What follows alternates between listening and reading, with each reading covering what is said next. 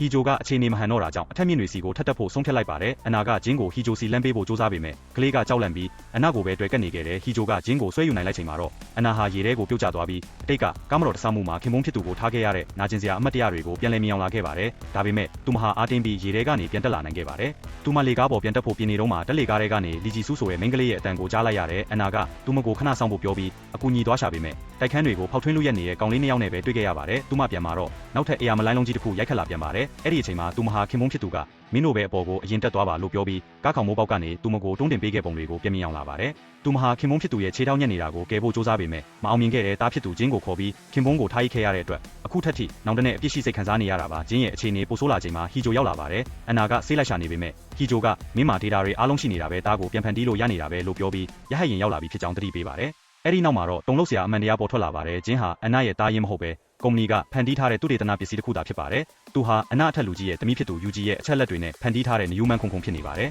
မိုးလင်းလို့မိုးတိတ်သွားတဲ့အချိန်မှာဟီဂျိုကအနာကိုအမှန်အတိုင်းဝန်ခံပါတယ်သူ့အထက်လူကြီးကဂျင်းကိုလမ်းခုလက်မှာထားရိတ်ခဲ့ဖို့အမိန့်ပေးထားတာပါဟီဂျိုဟာသူ့အမေကသူ့ကိုစွန့်ပစ်ခဲ့တယ်လို့မျိုးအနာကလည်းဂျင်းကိုစွန့်ပစ်မလားဆိုတာစမ်းသပ်ချင်ခဲ့တာဖြစ်ပါတယ်ဒါပေမဲ့မိုးတွေပြန်ရွာလာပြီးနောက်ထပ်လိုင်းလုံးကြီးတစ်ခုထပ်မံရောက်ရှိလာပါတယ်အဖိုးဖွားဆောင်တွေဟာသူတို့ရဲ့နောက်ဆုံးချိန်မှာအချင်းချင်းအစာခွင့်ကြွေးရင်ရေဘေးကနေလွတ်အောင်ပေါ်ကိုအသေးအတန်တက်ကြပါတယ်အနာဟာဂျင်းကိုထားခဲ့ဖို့စဉ်းစားမိပေမဲ့ဟီဂျိုကပဲဂျင်းကိုပါခေါ်သွားဖို့အနာကိုတိုက်တွန်းခဲ့ပါတယ်မိုးပေါ်ကိုရောက်တဲ့အခါတာဝန်စင်နာကအရာရှိတွေရောက်လာပြီးဂျင်းထဲမှာစိတ်ခံစားမှုအင်ဂျင်ဒေတာတွေရှိနေတာကြောင့်သူတေသနာအတွက်ဂျင်းကိုလာရောက်သိမ်းဆဲတာဖြစ်ကြောင်းကြေညာပါတယ်အနာကဟီဂျိုကိုအကူအညီတောင်းပေမဲ့ဟီဂျိုကလစ်လျူရှုထားခဲ့တယ်ဒါပေမဲ့နောက်ဆုံးမှာတော့အရာရှိတွေကဟီဂျိုကိုပါတင်းနဲ့ပစ်တက်လိုက်ပါတယ်အရာရှိကအနာကလွယ်ရင်ဘယ်သူမှအသက်ရှင်မှာမဟုတ်ဘူးလို့ပြောပါတယ်အနာဟာဂျင်းနဲ့နောက်ဆုံးအချိန်နှုတ်ဆက်ခွင့်ရခဲ့ပြီးအရာရှိတွေကဂျင်းရဲ့ခန္ဓာကိုယ်ထဲကဒေတာတွေကိုထုတ်ယူပြီးတစ်တာထဲထည့်သွင်းသိမ်းဆည်းသွားပါတော့တယ်